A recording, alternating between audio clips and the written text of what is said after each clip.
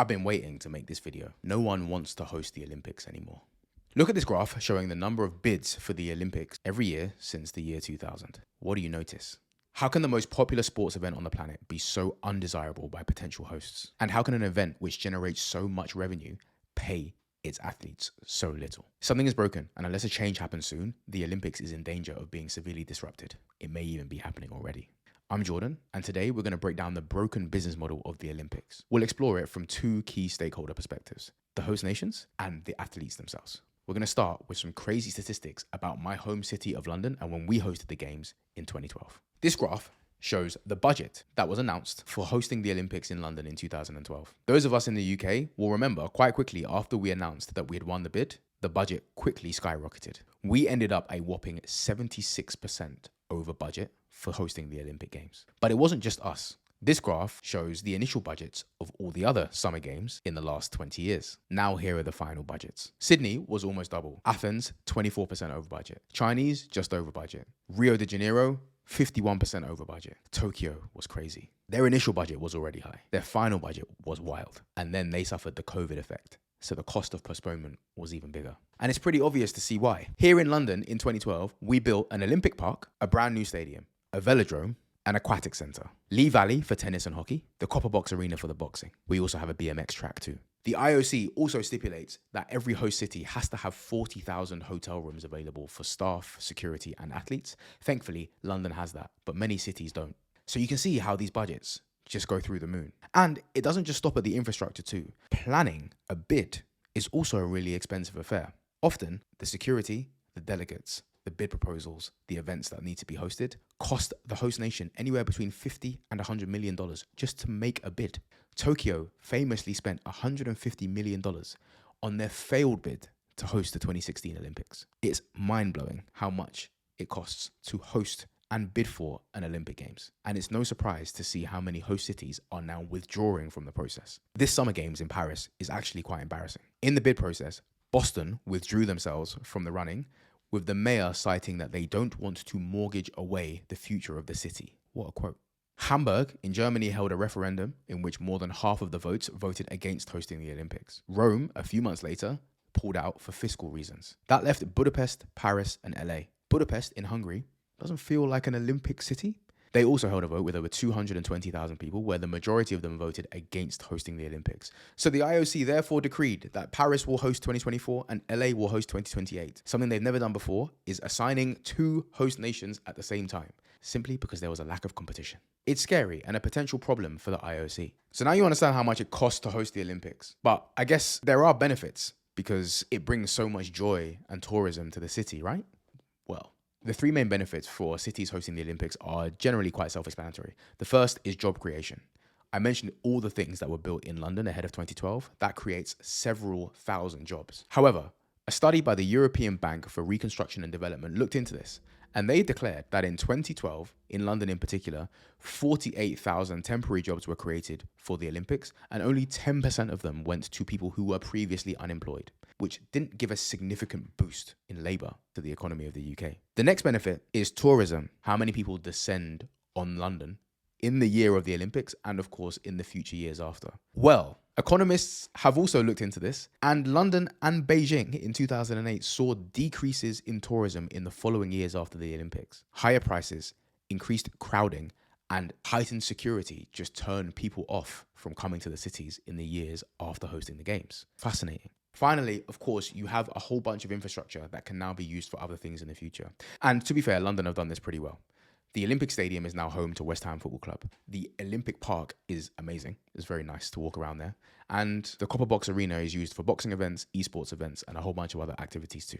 Can't say the same for other countries. Sydney's famous stadium that hosted the 2000 Olympics costs $30 million a year to maintain. Beijing's famous Bird's Nest Stadium cost $460 million to build. It costs $10 million a year to maintain and has been barely used since the Olympics. Almost all the facilities that were used for Athens 2004 are almost derelict. And the infrastructure in Brazil needed a $900 million government bailout because it got so costly, that the state couldn't pay its public officials. So now you can see why host nations are withdrawing from the bidding process for the Olympics. It's just a scary and expensive prospect for a city to consider. And it's starting to just really make sense for smaller cities hoping to put their name on the map. That's a lot, but it's fine, because the people who make the Olympics special and create the most value, the athletes themselves, get paid a healthy amount and get sorted out by the IOC, right? I have a newsletter. 4 articles a month, sent every Monday at 11 a.m. UK time, sent to your email inbox every single week. If you like these breakdowns and you want more information, more frequently, and a deeper dive, subscribe by clicking on the first link in the description below. Now, how much do those Olympic athletes get paid? The IOC tends to view their revenues in 4-year cycles, the 4 years in between an Olympic Games. They call it Olympiads. This graph shows the revenue for the IOC in the last 5 Olympic cycles. That's a lot of money. So how much do the athletes get? Well, a report by Global Athlete in partnership with the Ryerson University and the Ted Rogers School of Management looked into the revenue distribution of the 2016 Olympic Games and found that 4.1% of Olympic money goes to the athletes. And that's not direct payments to the athletes either. These are things like scholarships and grants. None of these things are negotiable by athletes. Crazy. Historically, you don't get paid by the IOC for winning a gold medal at the Olympics or for carrying the entire hype of the Olympics on your shoulders. Any prize money that is distributed to the athletes is at the federation's discretion. For example, every US gold medalist gets $37,500 for their efforts at the Olympics. It's $22,500 for a silver medal and $15,000 for a bronze. This is entirely dictated by the US Olympic and Paralympic Committee. Elsewhere, Canadians who win a gold medal get $16,000. Japanese athletes win $45,000 for a gold medal. If you happen to win a gold medal from Singapore, you win 1 million Singapore dollars, or the equivalent of 730,000 US dollars. Go Singaporeans. Simone Biles, Michael Phelps, Usain Bolt, all of those guys who you associate with Olympic success are all very wealthy, but none of it was paid directly by the IOC. Most of their wealth was accrued by sponsorships outside of the IOC. Think Nike, Gatorade, Beats by Dre, etc. And they're at the very, very top end. Most Olympians are struggling. Business Insider did an amazing piece on 2 track and field American athletes who made it to the last games. Making it to the games in itself is an achievement, but look at the things that they had to do alongside their Olympic training. I started driving for DoorDash. I worked at Panera, a bank. Can you imagine your takeaway on a Friday night being delivered to you by an Olympian? Outrageous. I was recently at an event where I had a very nerdy sports chat with Greg Rutherford, who said it's not that much different here in the UK. Whilst there is government funding to athletes in the UK, it's not that much, and it's tiered. Some of our best athletes are struggling too. I can do a whole piece about UK athletics. So how does the IOC respond? Better question, why do they need to respond? They make a shitload of money. They have athletes bussing their asses every 4 years to come to an event, and they don't have to pay them anything for it. Well, there's 3 reasons why they should think about responding, and 2 of them we've already discussed. The first is that host nations just aren't feeling it anymore. I mentioned earlier, the cities who you normally associate with hosting the Olympics are major Western cities. The 3 cities at the moment interested in hosting the 2036 Olympic Games: Istanbul in Turkey, Nusantara in Indonesia, and Santiago in Chile. None of those 3 feel like Olympic cities to me. The second reason is that athletes aren't feeling it either. One of the big British medal hopes this summer, Josh Kerr in the 3,000 meters, recently spoke out saying that he doesn't feel like athletes are paid what they are worth.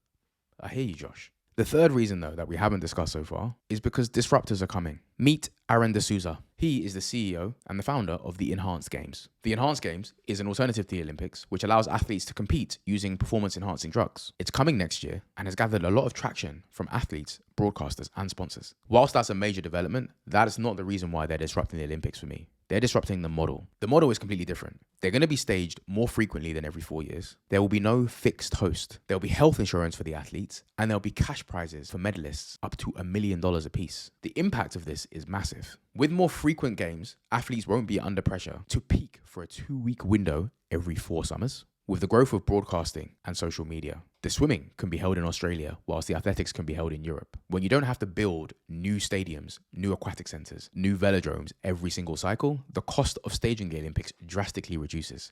Aaron says hosting the first Enhanced Games will cost less than $100 million, which is a far cry from the $15 billion we're seeing today. The biggest change in the model, however, is the incentives for the athletes. The financial strain is huge. I feel like I am one of the best in America. So if I can do that while I'm at one point working 2 jobs and DoorDashing and everything like that, then I can imagine what I can do if I didn't have to do that. When the principal value creators are paid their worth after years and decades of being historically overlooked, that's probably the biggest performance enhancer you can get. Despite everything I've said in this video, I love the Olympics. I don't love the IOC's model though. They have a delivery problem right now, and if they don't innovate, it will come to hurt them soon. Interestingly enough, a few months ago, it was announced that World Athletics are now going to provide a cash prize of $50,000 for every gold medalist at this summer's games. But that is just the athletics athletes. It is just the gold medalists. It is a prize pool of $2.4 million against revenues of several billions. More needs to be done. I'm Jordan, and I've enjoyed putting this video together.